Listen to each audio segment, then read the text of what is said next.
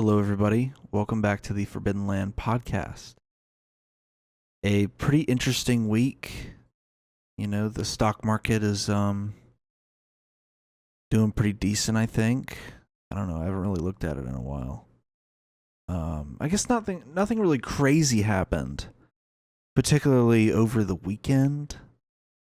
Not that I've seen. We got some wholesome news that our favorite turtle senator is shockingly alive. He's shockingly alive. I don't know how that's possible. Oh man, wow, look at that. You got a lot of visitors. A lot of nice visitors. Santa visited him. Wow. Look at that. Man, that's nuts. I gotta say,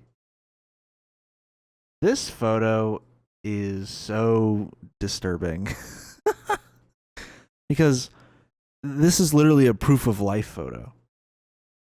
He's holding the newspaper and his wife who fled to China is there with him, right? Isn't that his wife? Yeah, she fled to China right after the news broke. But very odd photo. He just doesn't look good at all. I mean, he's had that skin pulled back vacant stare for a while.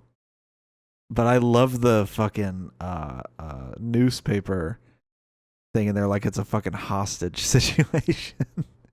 And in a way, it kind of is like a hostage situation because they're keeping him alive so they can not trigger a special election in in Kentucky. But yeah, other than that, all we have is just some lighthearted, uplifting news that everyone's favorite senator is still alive.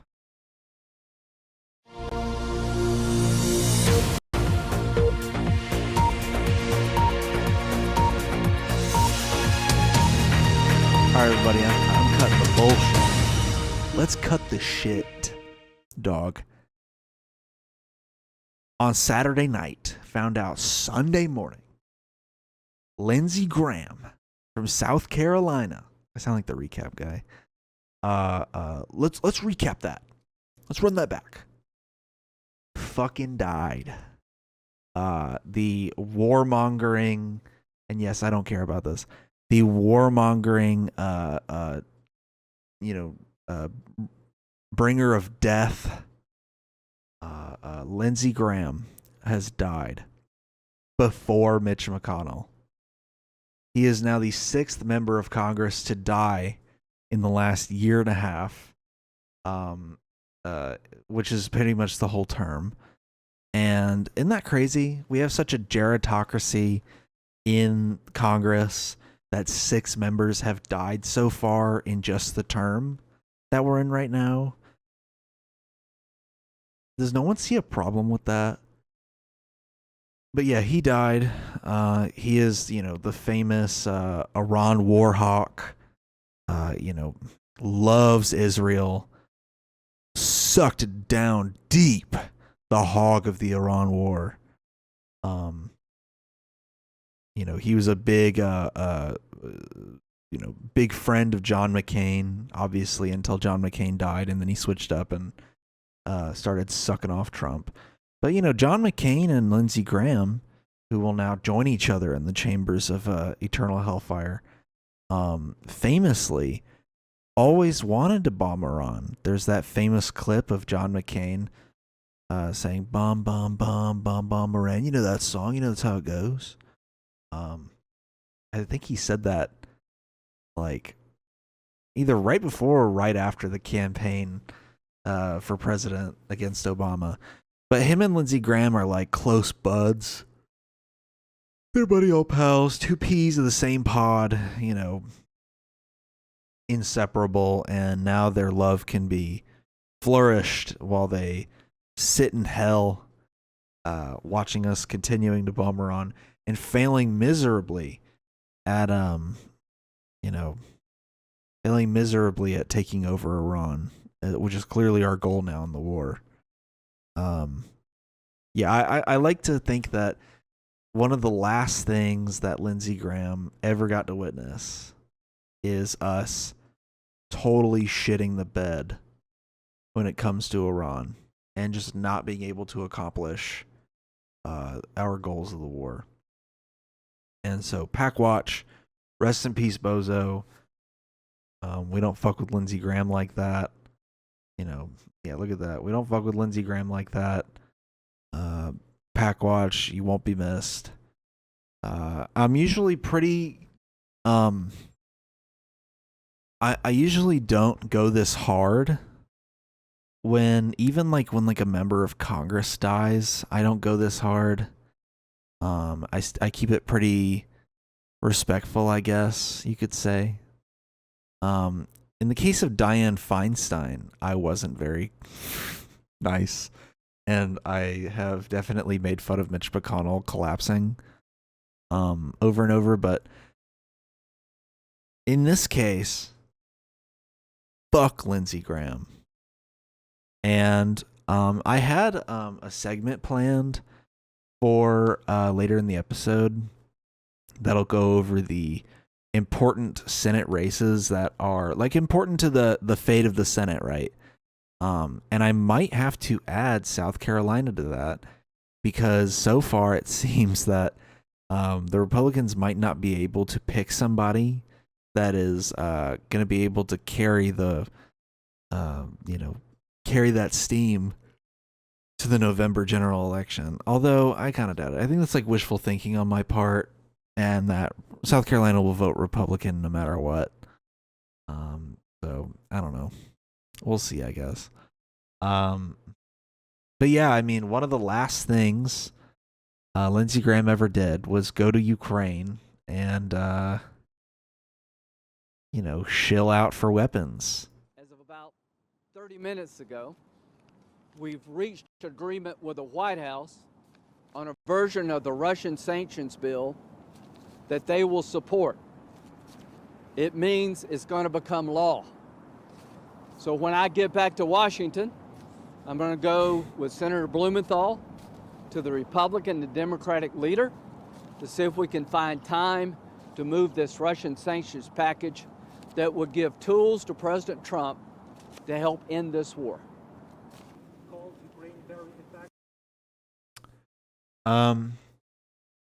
And he would never do this, as far as I'm aware.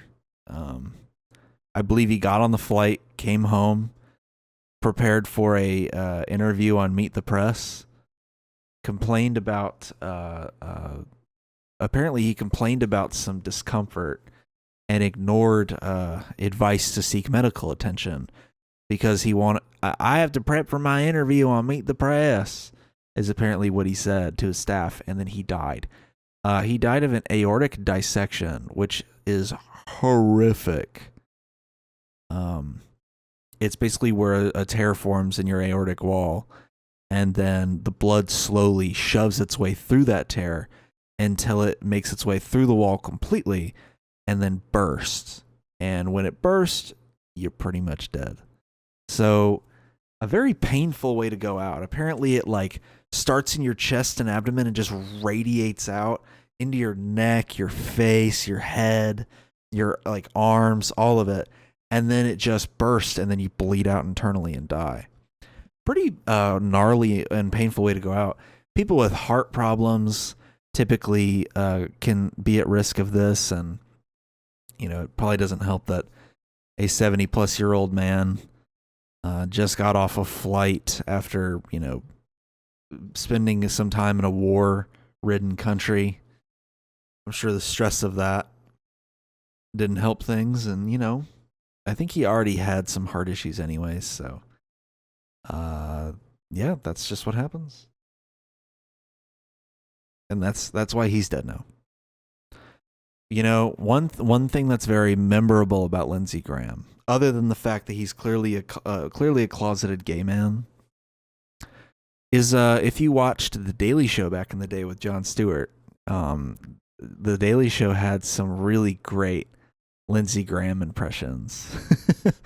I mean, Jon Stewart used to really put it on with that accent, man. As a Southerner, he was one of the few people I was like chill with making fun of a Southern accent, you know? Like doing it in like a tasteful way, where it didn't feel disrespectful to Southern people. He was just doing an impression. So yeah, rest in piss, Lindsey Graham. One last Senate vote. I saw somebody on the news talking about that. People on like news networks are not even talking about Lindsey Graham. They're talking about like the strategic loss that the Republicans are dealt in the Senate because they're like technically down a vote.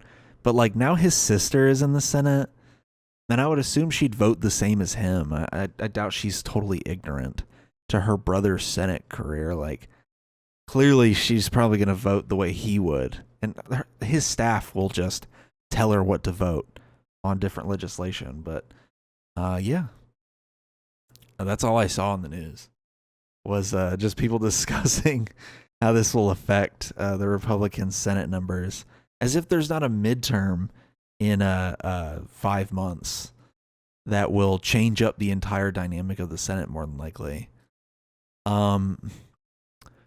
You know, AOC was asked by Fox News about, you know, Mitch McConnell's health issues, because this plays into the fact that the Senate numbers are dwindling right now because of all the old people dying. And I gotta say, AOC had a really good point about why it's not a good idea to necessarily hide a sitting senator's health conditions. You know, last week I showed the clip where the Kentucky governor, Andy Beshear, had no idea what Mitch McConnell's life status was. Thus, he didn't know if he could call for an election or not. And I think that's a big problem, that a sitting senator can just go missing for a month and no one even questions it. Go missing without explanation. Not just Mitch McConnell. You had another member here that was just gone for 4 months and didn't tell anyone where they were, no whereabouts, no transparency. I mean, this is it. I don't even know how this is legal. I really don't even know how this is legal. Things do happen, you know, people get into medical incidents. If you're in the hospital, you're in the hospital. But I do think that there should be some sort of, there's a line here. And I think almost everyone can agree that it's been crossed. This is not normal. This is not normal at all. People can just. It's very cathartic hearing this from a sitting member of Congress, I'm not going to lie. Like, it's really cathartic hearing a sitting member of Congress be like, hey, you know, this is kind of fucked up.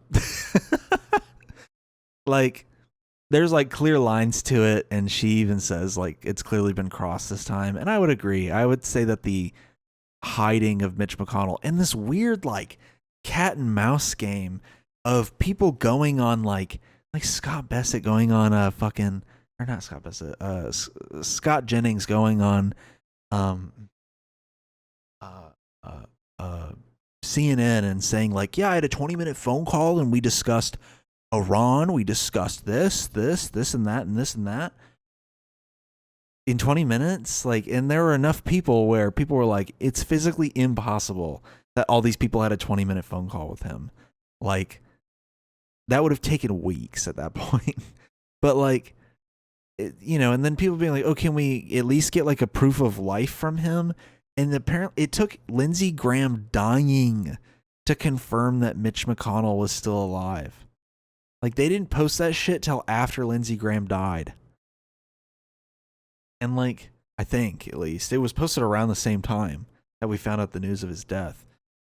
And that's the thing. That's so crazy that a sitting member of Congress, the former Senate Majority Leader for the Republican Party, who was instrumental in undoing Obama's entire agenda, one of the most like pivotal historical members of Congress, being hidden away in a hospital room with not a single person wanting to reveal that he had even been in the hospital, until almost a whole month after his initial medical incident. Yeah, there's clearly something wrong with that. Like, I think people forget that members of Congress are servants of the people. And so people being like, oh, they have a right to privacy. They are our servants. They represent us. That this isn't just like a job we chose for them to go off and do on their own. They represent our interests. And if the people of Kentucky want to know where one of their 2 sitting senators is, then they have a right to know that. You know, it's the same principle behind why you can ask a cop for their badge number and they have to give it to you. Like, you pay them. They work for you, dog. That motherfucker works in the Senate for you. You should have a right. You have a right to know where they are and if they're alive. And I'm glad people are receiving the AOC clip well. Like, a lot of the Fox audience is receiving it pretty well. They're like, well, I might have disagreements with her, but she's got a point here. And so, yeah, I would say it's a very clear boundary that should not be crossed. Like, what happens if something happens to Trump behind closed doors, right? Let's say he somehow doesn't get murdered or doesn't die during a speech. Let's say he's just chilling in the Oval Office and has a heart attack. How long until we find out that Donald Trump has died? And think about it. We had a scare like that not that long ago. Let me see if I can find it in my doc notes. It's going to be hard to find. Oh, God, yeah. I don't know how I'm going to find this one. You know, Donald Trump literally, like, went missing at some point. And we all thought for, like, what, a week that he was dead? I wonder if I can find this. Because this was like a crazy moment. I know it was a long time ago. I think it was a year ago. Where we all thought that Trump was just fucking dead. I can't find it. But yeah, like, for like a solid week, we all thought Trump had just fucking died. Because he just stopped showing up. He stopped showing up in public. He stopped giving speeches. And for like a week was just gone. And we legit thought he just was like dead. So, I mean, how are they going to play that same game with us? That, you know, oh, yeah, the president's, like, JD Vance is going to come out. Yeah, the president's fine. He's just chilling in bed. And he doesn't want to see you guys. Like, huh?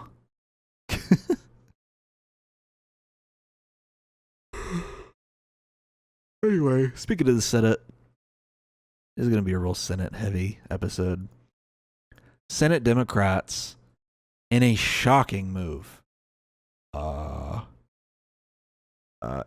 a month ago, I covered a crazy-ass decision of the United States to basically, like, they wanted to merge the United States and Israeli militaries and combined. They wanted to combine military intelligence, weapons manufacturing, all this crazy stuff, like just a total merge of the two militaries. And I was like, yeah, this is this is like a major issue, right? Because I said, like, Israel could use weapons manufacturing warehouses as a way to, like, you know, have a foothold in American politics, like stronger than AIPAC, where they'd be able to be like, look, we bring jobs to the country. And, you know, like, look, you know, why would you get rid of us? You would be taking all these jobs away, which is already kind of what the U.S. does to keep the war machine going, is they guilt you by being like, look, you know, the jobs we bring to build missiles. I'm not finding anything in my doc. I was trying to find the note about the merge, and I just cannot find it. I feel like I'm hallucinating shit. You know, I literally feel like I'm hallucinating stuff that's happened, but I know it's happened. And I just cannot find it. So I had like a whole bullet point list from that episode of all the shit that would happen if that bill went through. So shockingly, very shockingly, the United States Senate decided to vote against this bill.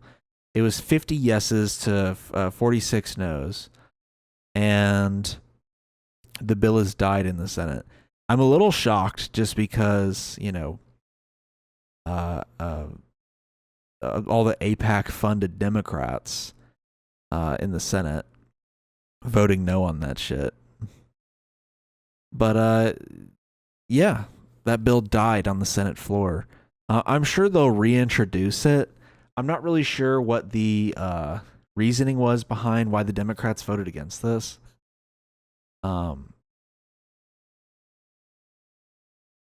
But like, yeah, like Chuck Schumer even was like, yeah, no, we're not doing that. Maybe they have like a clear line for that kind of stuff. Where they're like, all right, this maybe goes a little too far. Maybe the J Street money is not strong enough to vote, you know, in favor of a bill like this. But I was genuinely shocked when I read the news. And the Republicans are not taking it well, by the way. The Senate Republicans tweeted out, Democrats just blocked a defense bill that for more than 60 years has passed with overwhelming bipartisan support. They're denying our men and women in uniform the pay and tools they need to defend this country. Unprecedented and shameful. What they fail to point out, which is on purpose, is that this bill would have merged the two militaries. We would have shared intelligence.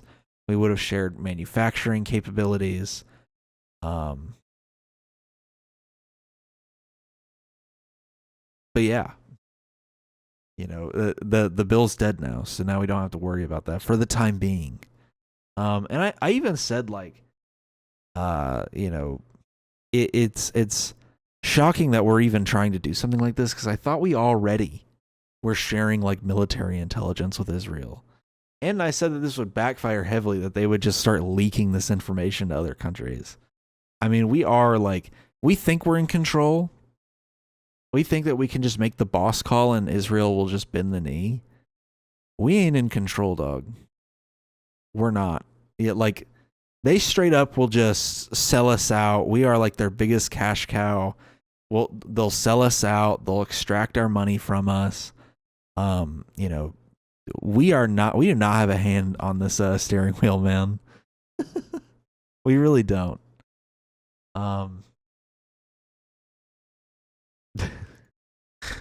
Yeah. There's no way. So yeah, that's some good news in regards to us rejecting another Israel advancement. Of course, it doesn't change much. Like, we're still funding the genocide in Gaza. We're still fighting the Iran war. But at least we aren't merging our militaries together like a bad combo restaurant. You know, we're about to make the fucking Pizza Hut and Taco Bell of military powers. You know, it's just really funny. Like, we're about to give the Israeli diaper force our military secrets. And you know what they're going to do with that? They're going to suck their thumbs, rock around like a baby in a diaper, and be like, oh, wow, that's really cool. Thank you, America, for doing all the work for us while we sit at home and do nothing. What was that thing where we were talking about like doing a ground invasion of Karg Island, and Israel was like, yeah, we ain't sending ground troops to this fucking region, dog. We ain't doing that. Yeah, because the Israeli diaper force would fucking lose. Because they wouldn't be up against a bunch of babies anymore. They'd be up against like actual soldiers and missiles and shit. You know, Israeli soldiers would actually die in this conflict because there's adults fighting them and not children. not children just trying to enjoy a nice beach day. Instead, it's adults that are fighting for the sovereignty of their country. And fighting for their freedom. But yeah, I gotta say, the midterms, because Israel's a big part of the midterms. The midterms are going to be very interesting. We've got as of right now that most of the primaries are pretty much over, we've got John Ossoff, defending his seat against Mike Collins. And I've already given my thoughts enough on that I think Mike Collins will be a Herschel Walker style candidate. And I talked about that a couple episodes ago and even talked about it in the live episode. I don't think his chances are very high to win this race. In Texas, the incumbent candidate actually got booted by Ken Paxton, who's the Attorney General of Texas. And he's going to be facing off against James Tallarico, who's the Democrat. And, James Tallarico is interesting. I think he has a chance, but I don't feel good about him.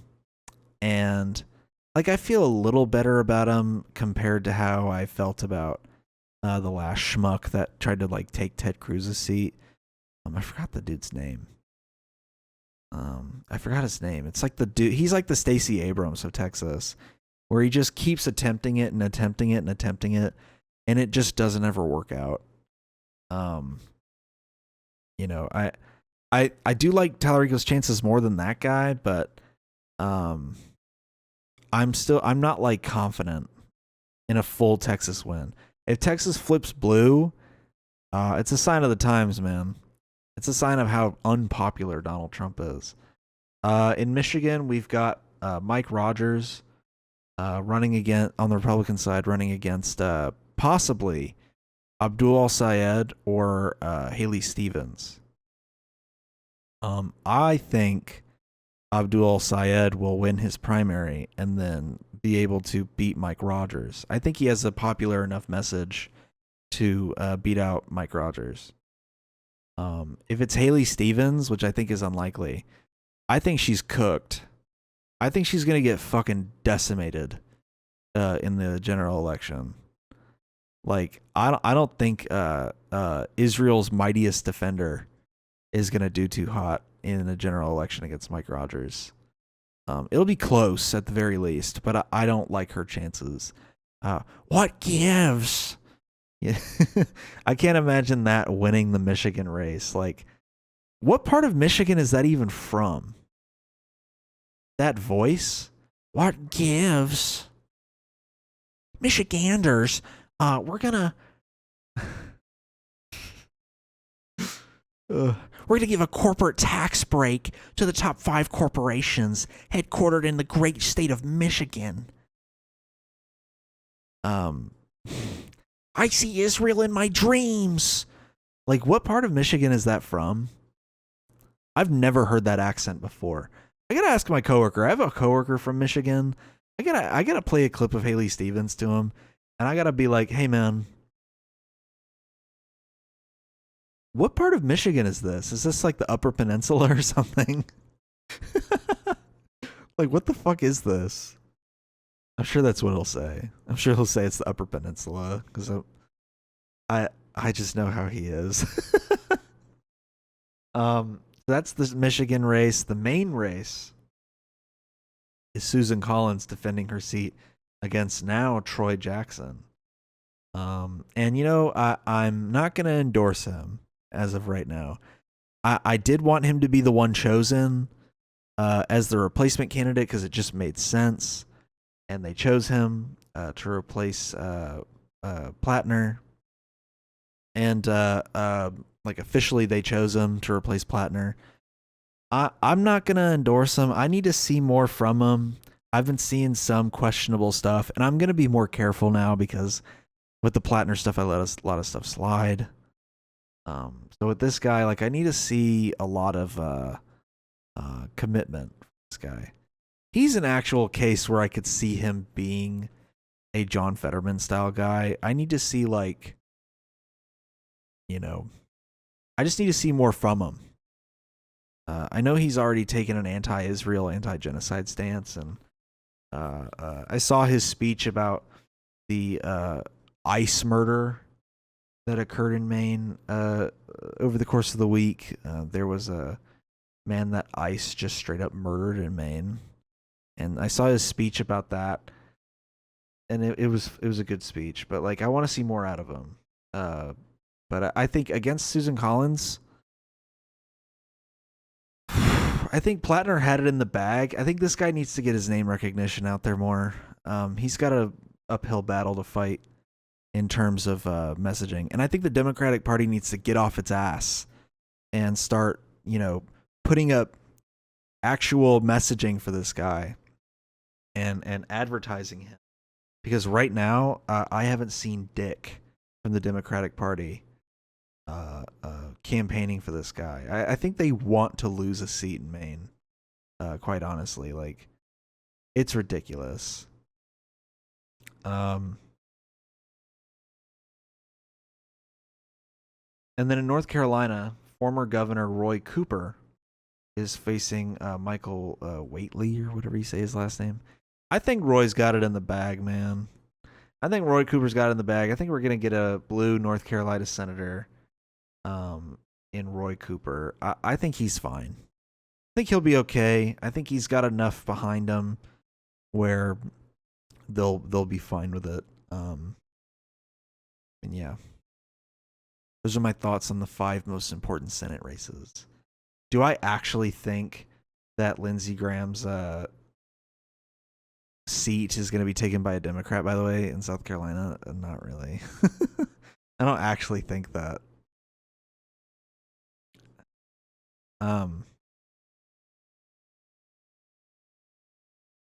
Anyway, let's watch Netanyahu freak the fuck out on CNN with Dana Bash. Now, Trump went to Ankara in Turkey. President Trump. I believe that's in Turkey. Let me get my geography up to speed.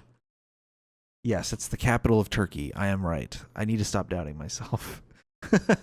I need to stop doubting my own intelligence and just know that I do indeed remember what the capital of Turkey is. He went to Ankara to basically tell Erdogan, listen here, President of Turkey. I already said how much I love turkey. I love eating it. Yum. I said it right after Mamdani was elected that I love turkey. And you know what? We're going to sell you F-35 jets. I love you that much. I'm going to give you F-35 fighter jets. That's right. And as a result, it's going to really piss off Bibi Netanyahu. That's right. He's going to go on CNN. He's going to cry about it. Is in Turkey right now. He said this morning he will consider selling F-35 fighter jets to Turkey, which is a reversal of a ban he put in place. You said yesterday that would, quote, upset the power balance in the Middle East. Have you made that clear to President Trump? Yes, I have. Actually, spoke to him several times about it. And I think that everybody understands that notwithstanding the personal friendship that President Trump has with Erdogan, it doesn't make Turkey a friendly or... Erdogan. Pronounce it the proper way, you fucking moron.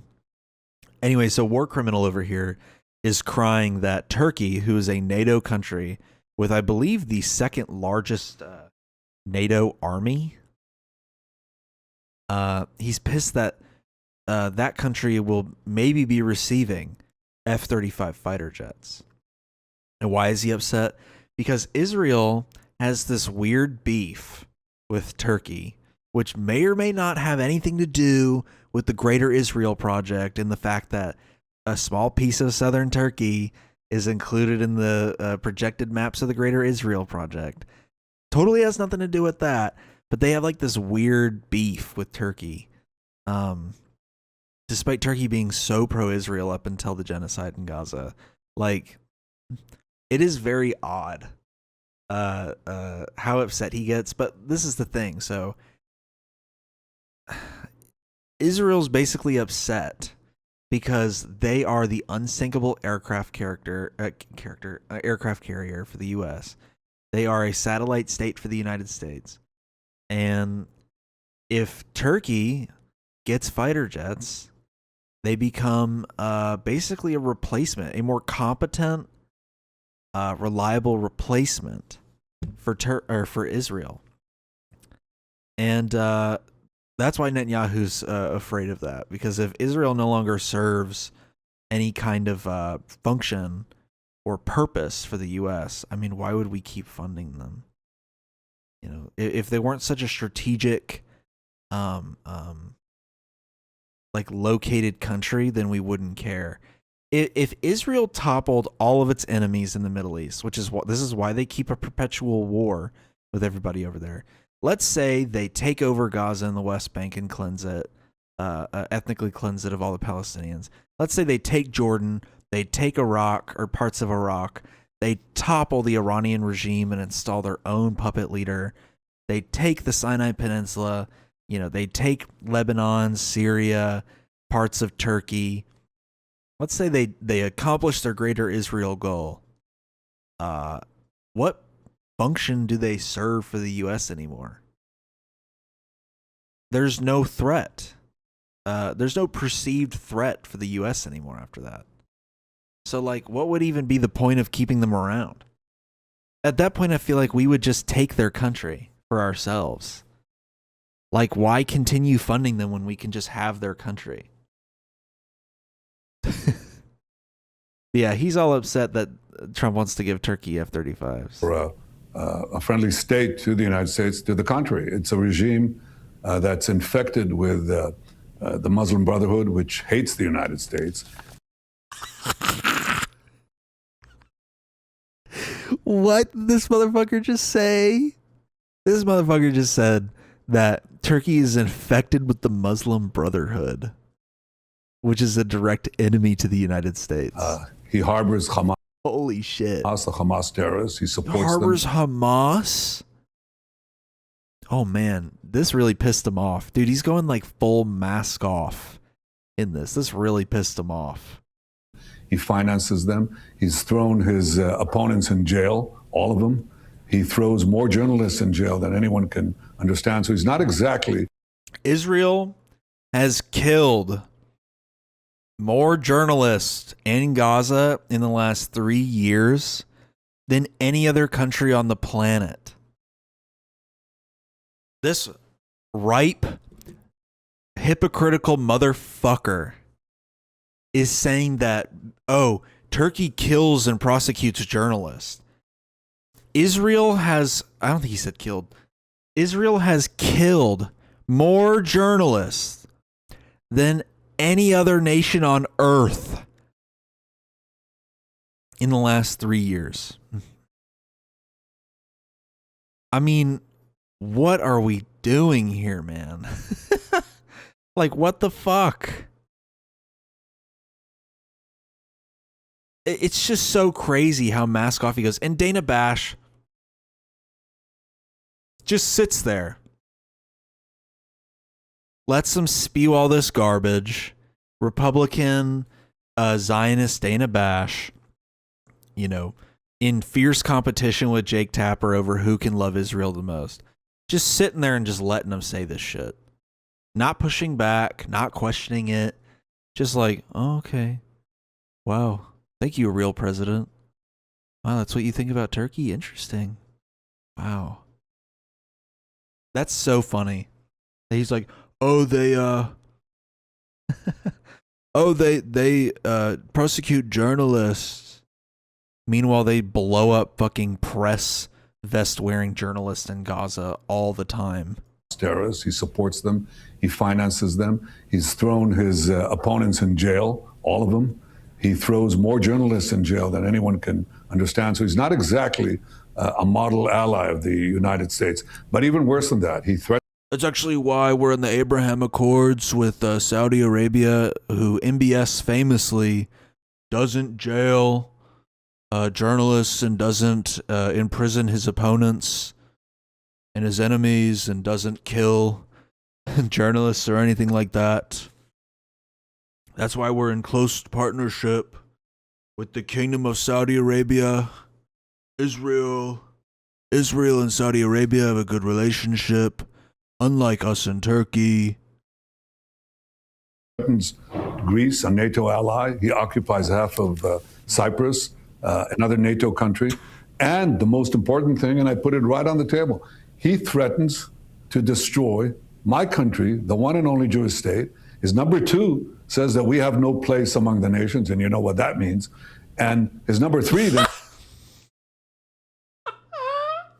And you know what that means. What does it mean? What does it mean, Netanyahu? What does it mean? What does that mean? Oh, you mean like the country committing war crimes and genocide right now? Oh, you know what that means? No, I don't know what it means, Benjamin. What does it mean? Like, there's a reason why they say shit like that. Because it's disgusting what Israel's doing. Israel doesn't have a right to exist. And it's committing human rights violations and apartheid, ethnic cleansing, genocide. It does so many human rights violations. It is probably one of the worst offenders of it on the planet. Like, they're going band for band against like African warlord nations right now. Like, they are committing such horrific atrocities. Yeah, I think the average human being agrees with Turkey on this one, that they don't deserve a seat at the table right now because they're genociding Palestinians.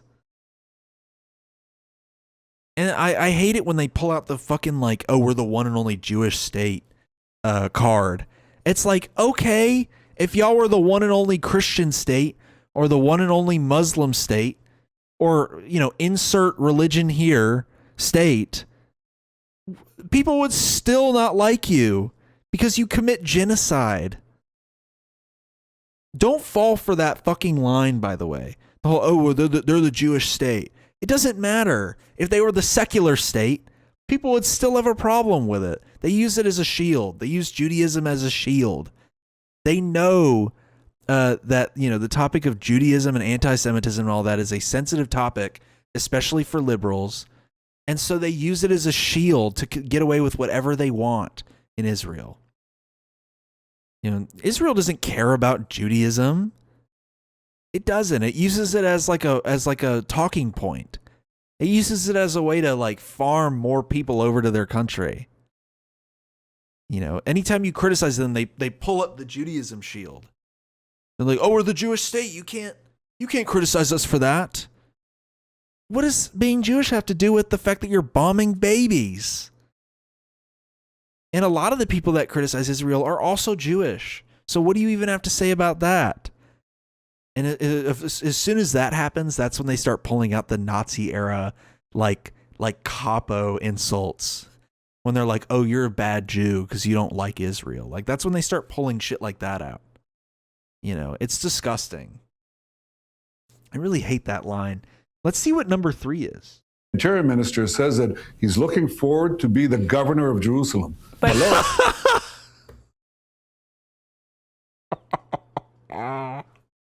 oh my God. I cannot take this seriously, dude. I'm sorry. That's fucking hilarious. Like, oh, the Interior Minister said he can't wait to be the governor of Jerusalem. Oh man, I'm chomping on my nails. I'm so scared, dude. Oh my God. That's actually really fucking funny though. Oh my God. That goes so hard, man. Oh my God. And I love that he like says all this shit like we're supposed to be like like pearl clutch. Oh my God. I can't believe they'd say that. I love that. Oh, but, you know, but we're Prime a sovereign Minister, country. Hold on. Yeah, but We're Prime the governor of Jerusalem. Hello. but, Hello. but, You know, but we're a Prime sovereign Minister, country. Yeah, but we've Prime been Minister, the independent, president said this and we morning tend to that stay independent. President said this morning that they are great friends, and not just the two of them, the countries of the United States and Turkey, and that Turkey is perhaps a better ally than other so-called allies. So he is considering giving the country. This is my honest assessment, is that, you know, Trump is obviously the most pro-Israel president in U.S. history.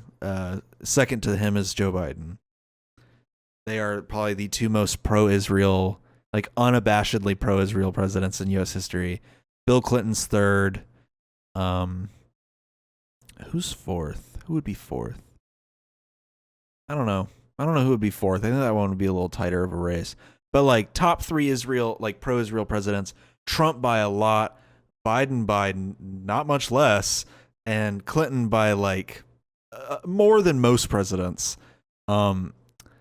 But like even despite that fact, Trump comes across like he's pro-Israel, but he really doesn't like Benjamin Netanyahu. That's how he comes across.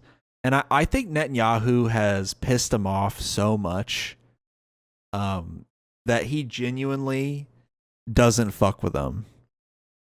Like, I think he's pissed him off so bad and like hurt his ego so bad that he doesn't fuck with Netanyahu anymore.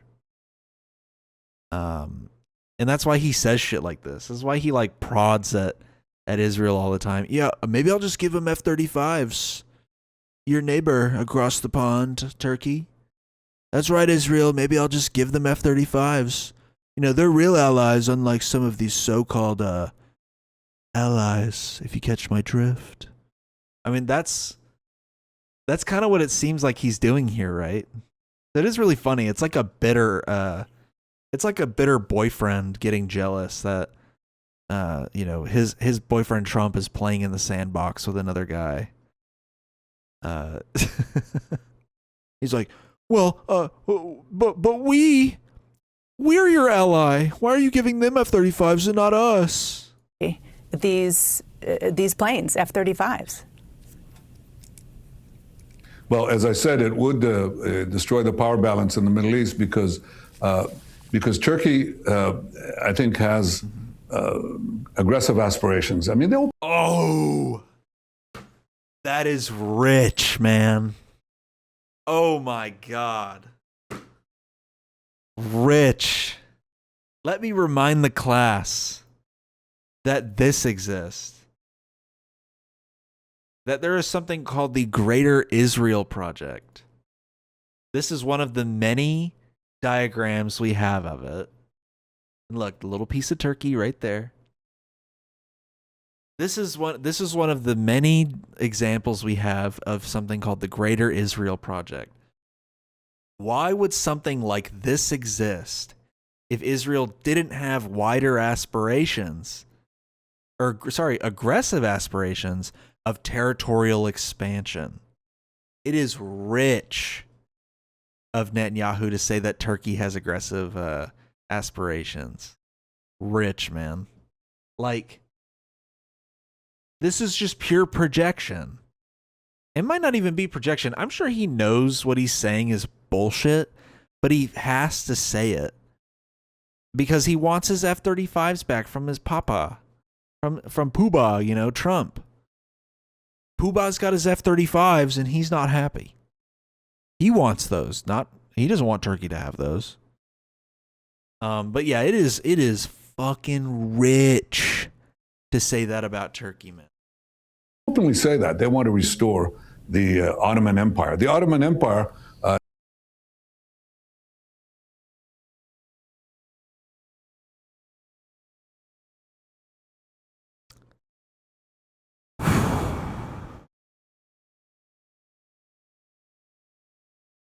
They want to restore the Ottoman Empire, is what he just said. Y'all, how can y'all take this seriously? And it's also, I know he's about to say it, but it's really funny that the guy who's leading a country that is only like 70 years old, he's worried because the Ottoman Empire used to include Palestine. It used to include that whole region, pretty much. And Israel's entire existence is owed to the fall of the Ottoman Empire and British colonialism. I mean, who's taking this seriously? That Turkey wants to rebuild the Ottoman Empire? Who's taking that seriously? I'm not. I think that's stupid. I think he's just saying shit because he's upset. And he wants Pooh-Bah to give him his F-35s back. It not only included Turkey, it included many other countries, included Syria, it included pieces of Jordan, included all of present-day Israel, included some Gulf countries. So this is not a force for peace and stability. And if you give this kind of radical regime that admit. Also, isn't it really funny that he has to say modern day Israel? Sorry, I have to point that out. The whole reason I paused is because I knew he was going to say that, because I did pre-watch this a little bit. Only that part, I didn't know he said all the other shit about like aggressive aspirations and all that. But I knew he was going to say modern day Israel. Isn't it really funny how he can be like, they want parts of Jordan, parts of Syria, Lebanon, modern day Israel. You know why he has to say that? Because under the Ottoman Empire, it was Palestine. You know, like go read some old Shakespeare. There's old Shakespeare stories that say, like, that mention Palestine. So, you know, like literally until like 1948, that area was called Palestine. You know, and before that, it was like, you know, certain areas of the region were called something else. And then there was Gaza, which represented like Gaza City and like the wider area of what was considered the Palestine region. Like, that's why he has to say shit like modern Israel. Smiles to America when it is necessary, or smiles to the president of the United States when it's necessary. When you're given that power, you're going to see aggression in its wake. I wouldn't do that. Prime Minister Netanyahu, the conversation that the president is having with Turkey today is just the latest in moves that he has made that are not making you happy. He obviously imposed ceasefires in Gaza, in Lebanon, on Iran. He made you turn fighters back from attacking Iran last summer. He's told you what you can and can't do in Hezbollah. Who is calling the shots for Israel? God damn. Jesus. That's brutal. Netanyahu, you're a little bitch. Who's actually in control of your country, you or your papa, Donald Trump? Like, damn, dude. That's a fucking cold-ass question. And coming from Dana Bash, I mean, I know she didn't mean it that way, but it comes across like, hey, so you're America's bitch, right? So who's actually calling the shots here? You or us? Like, damn, dude. I think there's a wide.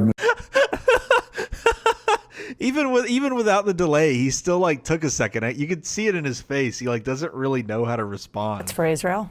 To that kind of question.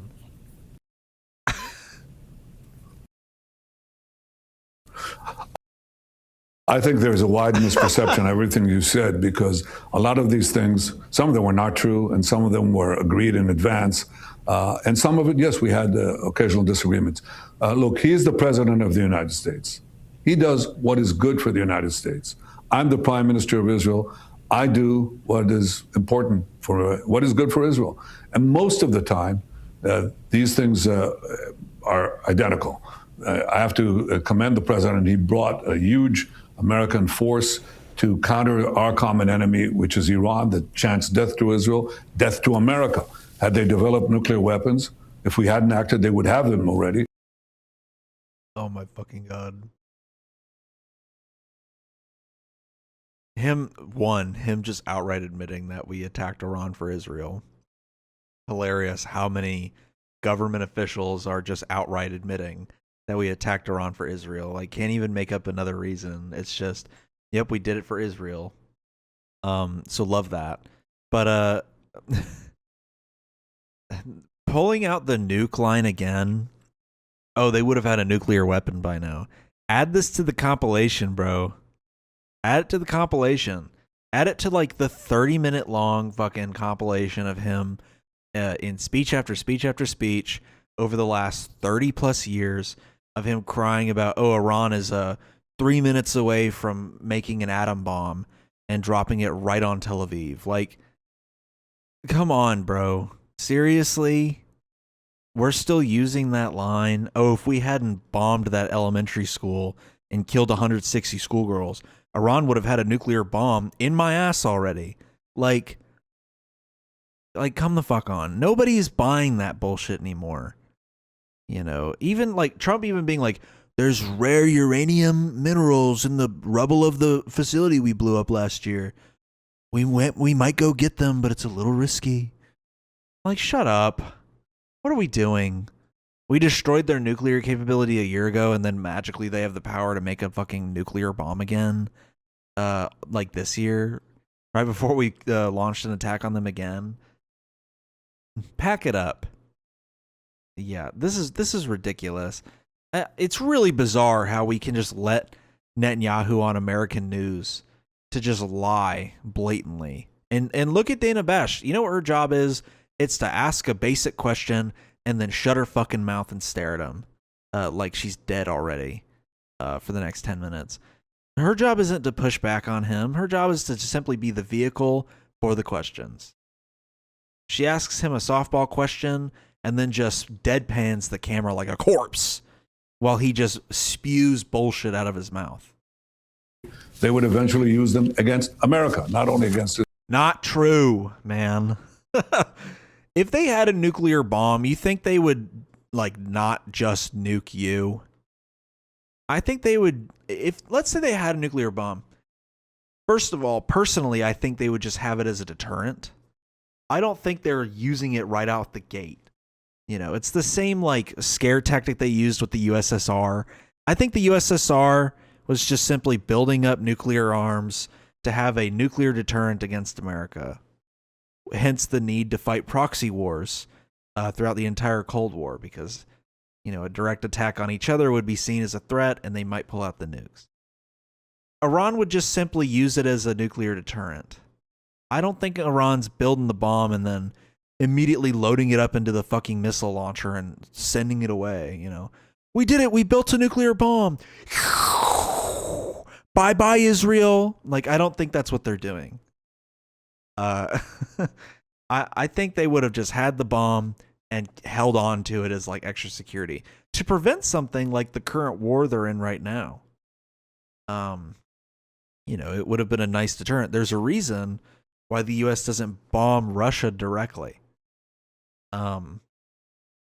But like, let's say they had the capabilities of launching a nuclear missile and then they decided to do so. First of all, they're going to only just barely make it to Israel. If they take out Israel, you think they're going to turn around and aim their, you know, sights at the U.S. and launch a nuclear missile across to the other side of the planet? Or you think they're going to roll up with a ship and launch a nuclear bomb at the continental U.S.? That shit's not happening. That's never going to happen.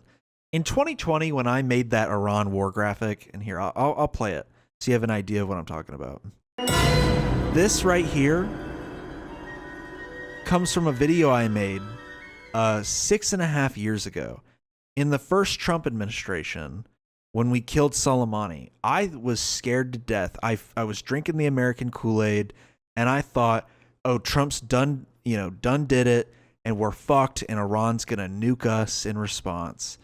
And, you know, Iran has nukes, and they're going to nuke us in response. And I was fucking terrified that was what was going to happen. And you know what happened? Nothing. Nothing happened. And it's the bullshit Kool-Aid we all buy into that, oh, America's foreign adversary, Iran, has a nuclear weapon in its back pocket. And, you know, one of these days it's just going to drop that right on the capital of the U.S. or some shit. It's a ridiculous line of thinking. So, I'm so tired of that line of propaganda from Israel. Israel. So on the big things, we see eye to eye, and occasionally we don't, but we're true allies.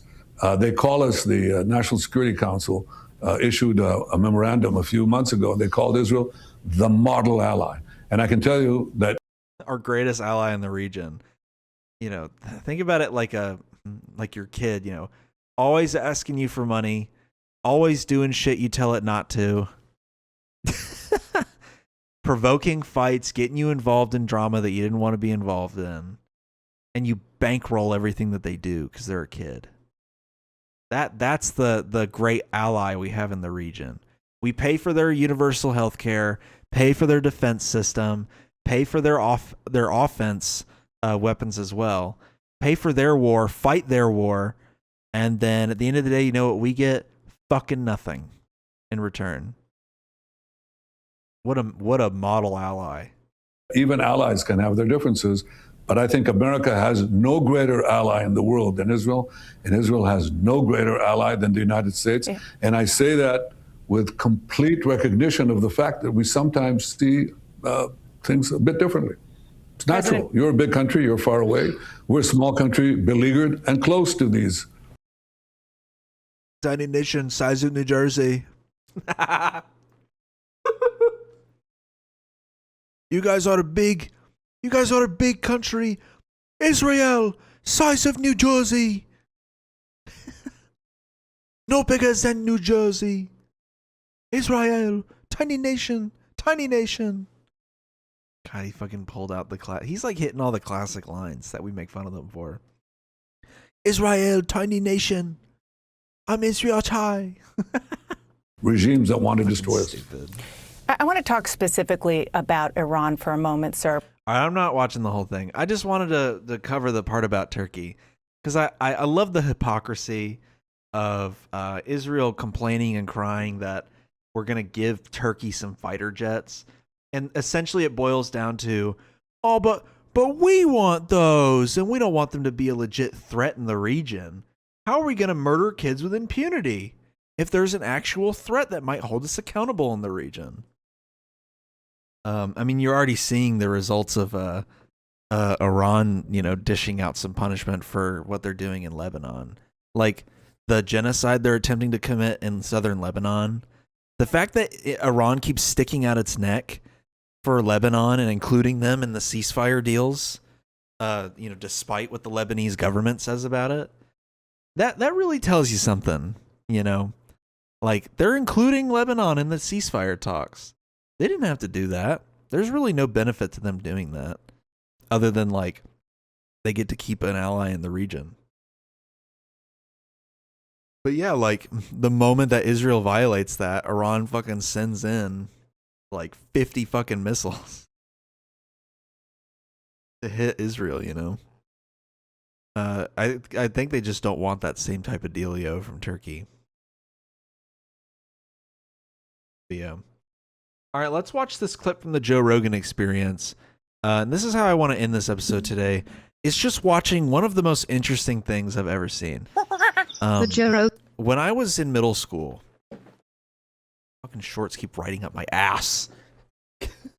When I was in middle school, I used to watch the Joe Rogan Experience. And even like early high school a bit, I would like throw on the JRE and play some Minecraft. This was back when Joe Rogan was like still a bit of a chud, but he was more like a libertarian liberal chud who like had some unsavory opinions on some stuff. But, I liked the weed stuff. I liked the legalization of weed. I liked the drug talk.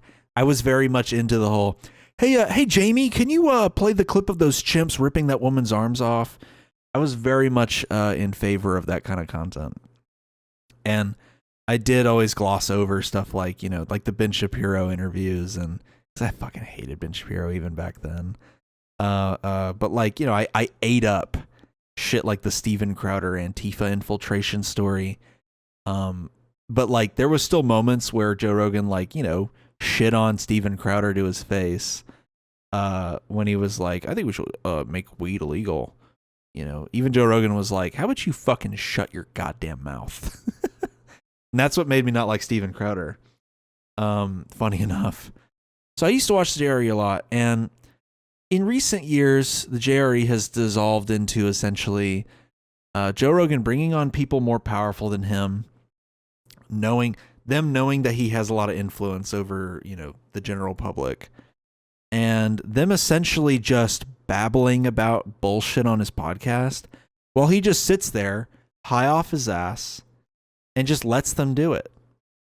And so this is one of those very rare moments in the last few years where, you know, and he has these moments every now and then, but it's usually with like inconsequential guests where somebody comes on, they start spewing some garbage about something, and Joe Rogan goes, huh, but wait a minute. And you can see the guest visibly get scared. And he like pushes back a little bit, and they're like, I didn't expect this on your podcast to have pushback. Well, that moment's arrived for this newest episode. And it just so happens that the guest is the Vice President of the United States, JD fucking Vance. And it's very sweet to see this. A long not talked about topic on this podcast has been Epstein, because we've been so preoccupied with the Epstein distraction, which is the Iran war, that we haven't really talked about Epstein in a while. I don't know what's going on with my hair, dude, but it just keeps looking worse and worse as the episode goes on. We haven't talked about Epstein in a while because there hasn't been a whole lot of new information about Epstein. But it gets brought up on the Joe Rogan Experience because this was a big topic. You know, there's like, you know, it's instrumental to this topic. Kash Patel went on there and got grilled about Epstein. Epstein's one of those topics that Joe Rogan doesn't seemingly let up on. And I don't know why these right-wingers keep letting him bring it up. It's really funny because then they end up just getting shit on in the episode. So here's JD Vance squirming at questions about Epstein from Joe Rogan. Experience. I've heard this argument is this idea that Donald Trump, you know, was sort of, I've even heard people say he was blackmailed into this. Yeah, by a the lot Israelis. of people think that. That's not true, dude. No? It's just not true. I've seen the decision making up close again. Whether you agree or disagree with our negotiation, it's not true, dude. It's not. Not true, dude. I can tell you, I've been in the room. I've seen it up close and personal at negotiations. This is literally just the Kamala Harris shit all over again. I've seen President Joe Biden up close in those backroom decisions. And he's more alive than you've ever seen him. Vice President Harris, can we get footage of this just to confirm that he's indeed not a reanimated corpse? Well, see, cameras don't really work in the White House. That's what it's giving right now. Look, I've seen Donald Trump up close behind closed doors, and he's actually sharper than a tack. or whether you agree or disagree with the decision to launch the campaign Epic Fury to begin with, the idea that I can't believe that's what it's called, man. That's so insane. That's so embarrassing. Donald Trump is being like blackmailed is crazy to me. It's not because that crazy. again, I see the way that he makes decisions. I see the way that he processes this stuff. Like the idea that he picks up the phone with anybody and says, hey, like I'm going to take orders from you. No, that's just not how Donald Trump operates. Could you understand, though, why people would come to that conclusion, especially because of the Epstein files?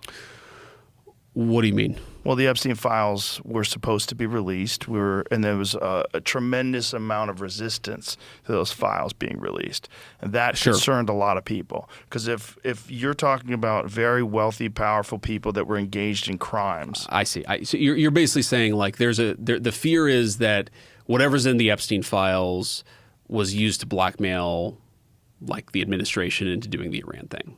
Or at the very least, the people that were involved in the Epstein files that didn't want them coming out had undue influence. Well, again, like, say this with all candor, like, we absolutely screwed up the comms of the Epstein files. Are we serious right now?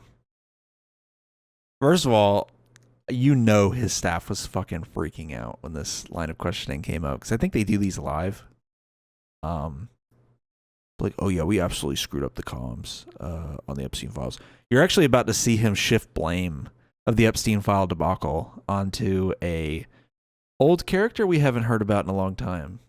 Like we just did.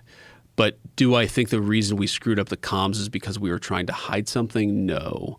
I think the reason we screwed up the comms of the Epstein files is one. So far, everything that the White House has done in service of the MAGA agenda, the communications aspect has actually been pretty spot on. Like, the decision making is shoddy and it's bad. But like, when they come out and they talk about it, they're almost too honest a lot of the time. Like when they're like, yeah, we bombed Iran for Israel. Dude, the Secretary of State admitted that off the jump. Donald Trump essentially reiterated that. And they dropped all the other horseshit after like a week and just went with, yeah, we did it for Israel. Like, they're pretty fucking open about a lot of the reasoning behind all the dumb asinine bullshit that they pull. Or the lies that they come up with are pretty fucking solid. With this one, it was literally like, oh, we're just not going to release them. And people are like, huh? So then an act of Congress goes through. You know, Trump thinks he's doing 4D chess by telling Republicans to vote for it. I think his hope was that then Democrats would be like, no, we're not going to do Trump's bidding. But then it went through anyways. He now has to begrudgingly sign it because it would look bad if he didn't. And then they don't release them by the deadline. And instead of coming out and being like, oh, it's going to take us a little longer, there's a lot of files, they just don't say anything. I mean, they totally fucked this up. This is a very unique situation where the Trump admin has just royally fucked up this entire process, unlike anything else they do. You know, Pam Bondi said, there it is. The client list is on my desk. They're now shifting the blame for the reception of the Epstein files onto former Attorney General Pam Bondi. Right? Well, they had binders. They were standing 100%, right. in front. But those binders were largely documents that had already been released, right? So here's... Then what was the point of that whole song and dance? Remember the photo shoot with all the right-wing influencers holding up the Epstein Files Part 1? You know, the epic that everyone was anticipating with a sequel on the way. Like, that stupid-ass photo shoot they did where, like, Libs of TikTok and that other weird guy with the beard all had this, like, binder full of Epstein files. You're telling me that was shit that had already been released at the time? Then what was the point? Let me try to. Well, what was the defend. purpose of that performative display of the Epstein files? And she was saying there's tens of thousands of hours of film. Wow. I don't know what the purpose of it was, but I know that the. I think he's. At this point, if I was him, I'd be sweating. I don't know how I would be answering questions beyond this point. The effect of it was to make people mistrust the entire effort. And what I think was happening, look, I don't know what the purpose of it was, but I know that the effect of it was to make people mistrust the entire effort. And I think he's saying that, like, they're literally full blown trying to blame Pam Bondi for this. He's saying that all it did was just make people distrust the entire process afterwards, like the entire Epstein release. Yeah, they're literally trying to pin this on Pam Bondi the same way that Trump's trying to pin the Iran war on JD Vance. What I think was happening, look, I know Pam, I like Pam. I don't think there was anything malicious going on. I think Pam was trying to respond to the political moment. I think she overstated what we had and what we didn't have. And I think that she, got roasted for it publicly by a lot of people, including me, like, you and I have talked about this a lot. I'm like one of the OG Epstein conspiracy theorists. I've probably gone down every single rabbit hole we could go down, most of them today. Look, the original sin of the Epstein investigation, and obviously I'm biased here, but it was not what Donald Trump and the administration did in 2025. It was, you have to go back to 2007, 2008. The original Alex Acosta investigation of Jeffrey Epstein, where he basically dropped the federal charges. I think. I wonder if he'll bring up the fact that Trump picked him as his labor secretary, like 10 years later. Epstein ended up getting prosecuted on some sort of local thing. But the original warrant, back in 2008, what was he looking for? What was he allowed to look for? What were they collecting? It was not looking at a broader conspiracy. So that happens, okay? Epstein gets pinched. I think he goes to prison, or maybe this is when he was on house arrest. Mm-hmm. But like, he went to like prison, but he had like full access to go to work, which involved just going home. Like, he pretty much just got to live at home for his entire prison stay. So it's like a fake house arrest. Anything that existed from the 80s and 90s up to 2006, 2007, anything that existed that we didn't get back then was disappeared, right? So like when people say, has what you've seen on the inside make you think that that Epstein never blackmailed people, or that Epstein never engaged in broader Nah, that's ridiculous. That because we didn't like collect all that stuff back then, that it's all disappeared now. That's ridiculous. I don't believe that for a second. I really don't. I think because, look, the federal investigation occurred under Trump, but the original indictment in Florida had FBI involvement. It was going to be a federal case before it got referred to the local government. So we had information, and in the Trump era, if you're going to say that we didn't have any of that shit, I mean, that's wrong, first of all. But there is a strong likelihood that the Trump administration tampered with evidence or just straight up deleted evidence at the time. Like the first Trump administration. It is really nuts that he's saying shit like this. That there is no evidence of a broader conspiracy. Yes, there is. There's like 30 years of email correspondence. Like 25 years of email correspondence. There's like photos upon photos upon photos. There's so much evidence to show that there's a wider ring of sex trafficking here. I mean, come on. Sex trafficking? No, absolutely not. What I have seen, and I've looked at most of the files, is that there just wasn't dispositive evidence. And if that dispositive evidence ever existed, it was probably destroyed after 2006, 2007. Now, like, again, in our defense, yes, was there some bitching and moaning, and was there some back and forth? Yes. But we eventually collected 6 million documents as part of the effort. The president, people say the president was forced into releasing the documents. Like, again, the idea that Donald Trump could... He was... I know he's trying to say that the forced part is not due to blackmail, but he was forced to release them. It took a bipartisan, nearly unanimous act of Congress. Remember, Clay Higgins voted no on that shit. It took a nearly unanimous act of Congress to force the DOJ to release this shit. He absolutely was forced to release this shit. Not have killed that legislation, especially with the United States Senate, is a joke.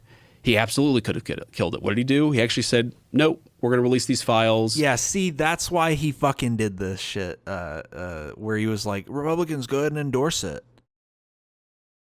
Dog, just release them. Why do you need an act of Congress to release the files? Could have just released them. Yeah, this is this whole song and dance. I said it at the time. I'll say it now. The whole reason they did this was so that later on they could revise history and say, look, no, he said, go ahead and pass this act. That'll force me to release him. Go ahead and do it. And then I'll wait until the deadline to release like a fraction of them. Like, bro, what? That's the whole reason why they did this shit. He thought, he was annoyed by the story. He was annoyed by the Democrats accusing him of doing things bad. By the way, do I think there is I've never seen a single piece of credible evidence that the President of the United States engaged in wrongdoing with minors, ever. So when the president says the hoax, that's what he's talking about, is this democratic idea that he somehow was a pedophile. It's absurd.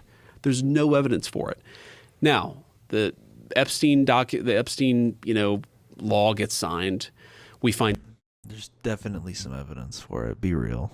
6 million documents. We found out 3 million of them are actually responsive, has something to do with the Epstein estate. We release all of them, with the exception of a few things that are the courts have said that we have to redact certain things, we can't release certain files. But we did release all these files. Did it take longer than it should have taken? Yes. But we did release these files. And again, the problem here is not anything that's in the files or not in the files. The problem is, if you go back to the original investigation, it was designed in a way that was way too narrow. If there was a broader conspiracy, and my view is that there probably was, the evidence that existed in 2007, that was the opportunity to So when you say there probably was a broader conspiracy, what exactly are you saying? I think there are a few different options. I mean, look, man, you and I could literally do 2 episodes about this. I've gone on down to every rabbit hole. There's this funny New York Times story that's somewhat true, somewhat false, but where Susie Wiles, the White House chief of staff, says, well, we know JD's a conspiracy theorist on this. I am, actually. I've gone down every rabbit hole here. Look, so there's the theory that whether it was American intel or foreign intel, that Epstein was sort of using. Foreign intel, huh? Israeli intel, maybe. Epstein was using sort of the sex ring to blackmail rich and powerful people. There's Which is that true. piece of it. I think there's a separate conspiracy that hasn't gotten covered as much, which is that Epstein actually, if you go back to the original Epstein guy was Les Wexner.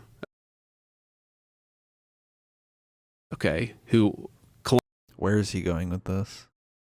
I must say, it's pretty clear from what we do have that Epstein's entire purpose was to gather blackmail for Mossad. I don't even think that's a conspiracy. That's a pretty solid conclusion you can come to from all of the stuff that we do have. But I'm curious to see where he's going to go with this Les Wexner line of thinking. Columbus, Ohio was the wealthiest person in Ohio, maybe still is the wealthiest person in the state of Ohio. The thing that everybody in Columbus, I lived there for a time, knew about the Wexner-Epstein relationship is that Epstein was his tax guy.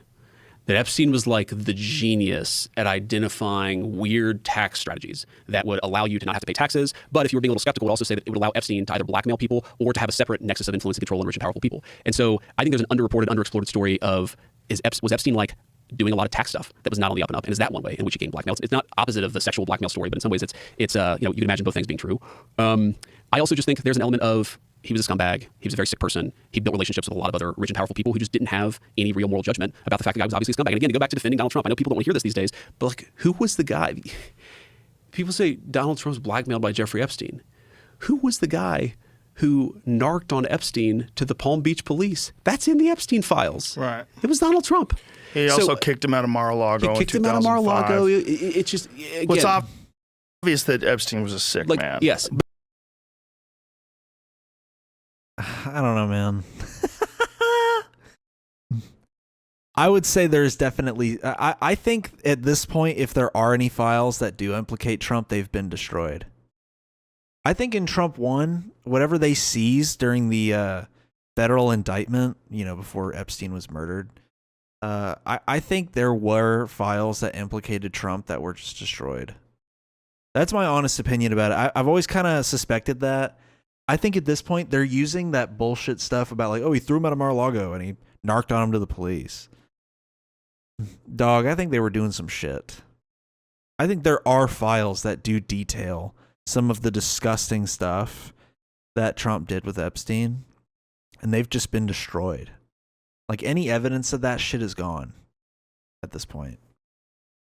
But if people want to say we mishandled the Epstein release, guilty. We did mishandle, especially the communications of it. What do you think should have been done? I think that we should have just dropped everything at the very beginning. And obviously it takes a little time to review the stuff, to find the stuff, to redact things where you have victims and so forth. But we should have just done it as quickly as possible. But some of the stuff that was redacted, some of the names that were redacted weren't victims. Like Donald Trump. A lot of people's names were redacted that weren't victims, like Donald Trump's. So, yeah, I've looked into this, and my understanding of this, having looked at a lot of this, but not all of it, is that it is sometimes hard to draw a distinction between victim and co-conspirator. And let me highlight this in a very sort of obvious way. Ro Khanna, who's been one of the loudest voices on the Epstein file. Well, he became very loud on the Epstein files the minute Donald Trump became president, didn't seem to care about it during the Biden administration. He actually... I really hate this fucking guy. Why didn't Biden release the Epstein files? I don't know, man. He should have. Why didn't you guys? Why did it take a unanimous act of Congress to release them? Why didn't y'all just do it? You just said in this interview you wish you had done it that way. Come on. Brought one of the Epstein victims, I think, to the State of the Union last year, or maybe it was the year before last. Well, that victim, and I'm not saying she wasn't a victim. I don't know anything about her particular case. She was also listed as a co-conspirator in some of these documents, right? So, dude, what is he doing? He's just victim blaming now. Oh my God! Why would they should have just told him to fucking distract and divert? If this topic came up, they should have told him that he should just not answer jack shit about this topic. This is bad. JD Vance accuses victim of being co-conspirator in the Epstein files. Holy shit, dude. What the fuck? There's an idea that some of the people who were engaged in the sex trafficking were also, facilitating it as well. So they were incentivized to get more girls. Yeah, but yes, that's right. But the idea is that it's hard to sort of, it's sometimes a little bit of a gray area between, some of the people who were alleged victims were also alleged co-conspirators. And so what DOJ tried to do was kind of make that judgment as best they could and release as much as possible. But it's clear that he was trying to get in contact with people that he felt were influential. It was clear that he was trying to get people to get together on the island and meet at parties. So there was something he was doing where he was trying to either influence people or compromise people. Correct. So it's not – there's some sort of an operation that was going on. There is a story there, and – I will go to my deathbed believing there's a story there, but I can't prove it.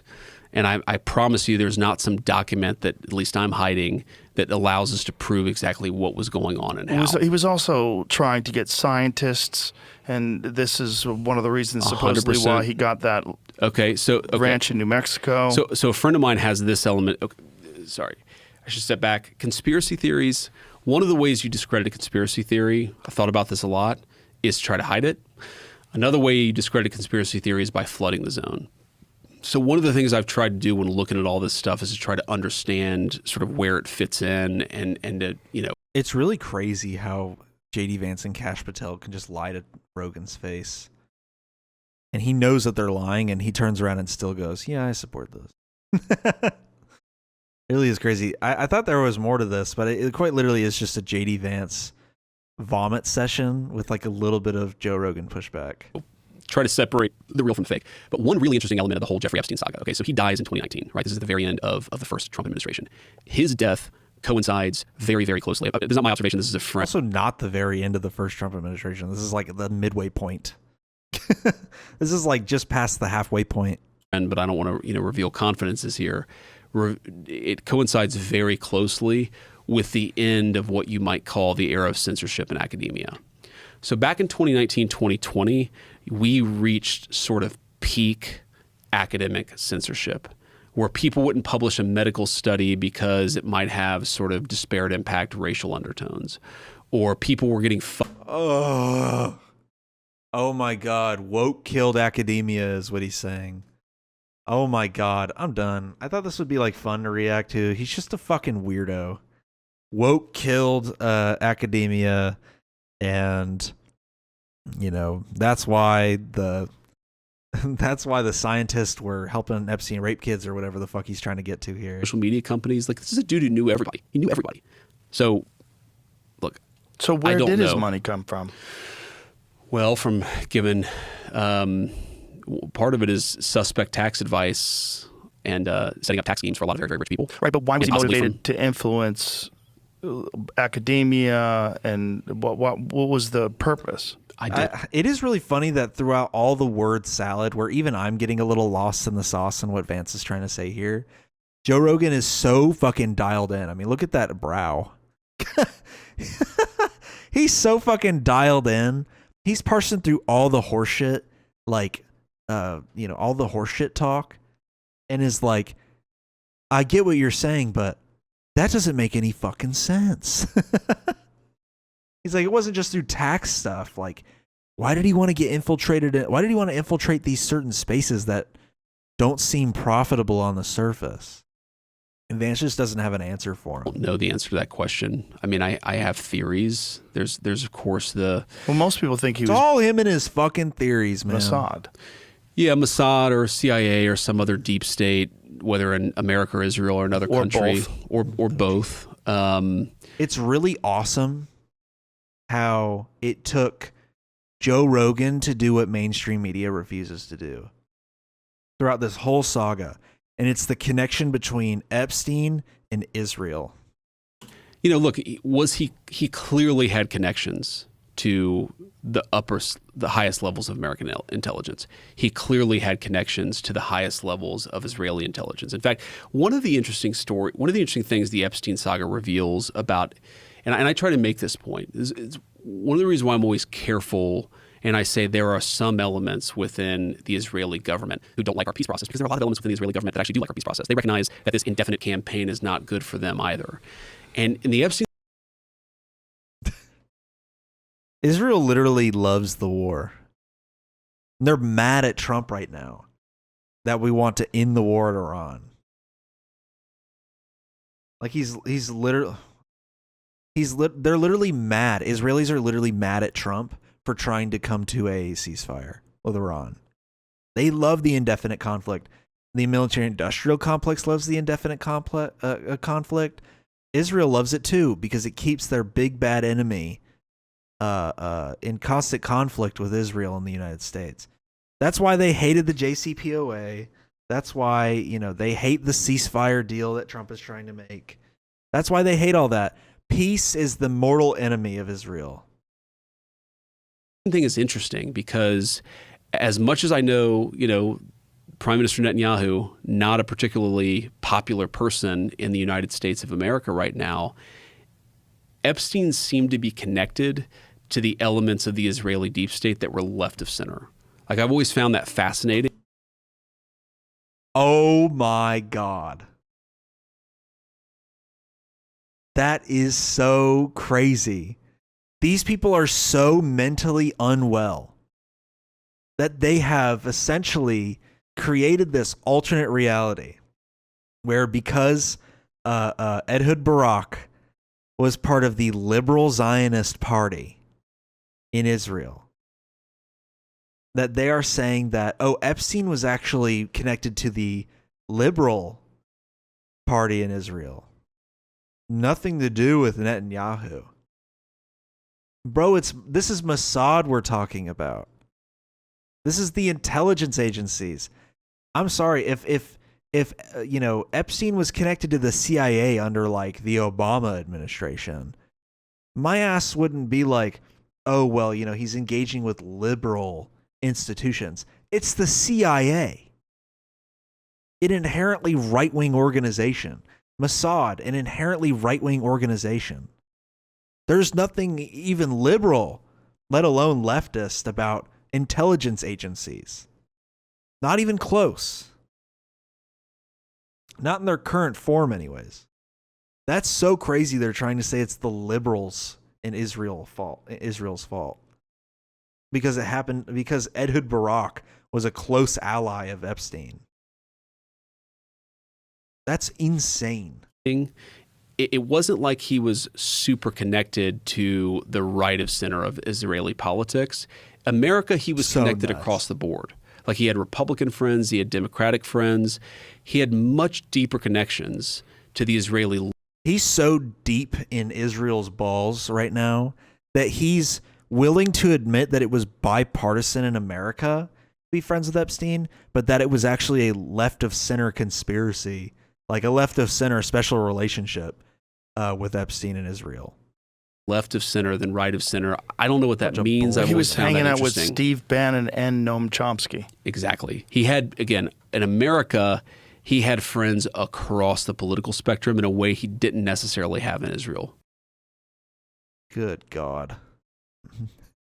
What a crazy reframing of the Epstein issue. Yeah, quote, "Trust me, bro," is what the top comment is. Oh my God. Blah, blah, blah. Still no arrest. Holy beat around the bush, Batman. Hey, guys, he went through the rabbit holes. It's okay. Fact remains, no list, no arrest, no justice for the victims, and this is reprehensible.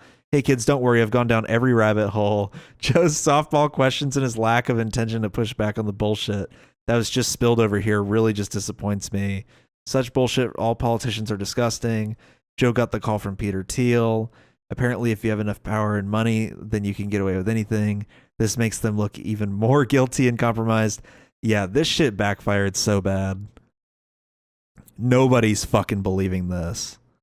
I don't understand why they keep letting the Trump administration officials go on podcasts like this and talk freely about the Epstein files. I don't know why they keep letting them do this. It backfires every time they do it. God, dude. All right, that's the end of this episode. I'm going to go eat something and pee. I have to pee so bad. I've drank too many liquids today. And I'm going to eat something too, in case I didn't already mention that, which I already know I did. I just wanted to mention it again. Yeah, if you want to support this podcast, you can go on patreon.com/forbiddenlandpod. There's a little bit of bonus content. It's a little outdated at this point. There's you get episodes usually early. Last week wasn't the case because I wanted to be sensitive about the topic, but usually I release these the night that I record them. So if you want to listen to it a little early, like to go to sleep to or something, you can. If I record them 2 days in advance, you get them 2 days in advance, which is pretty nice.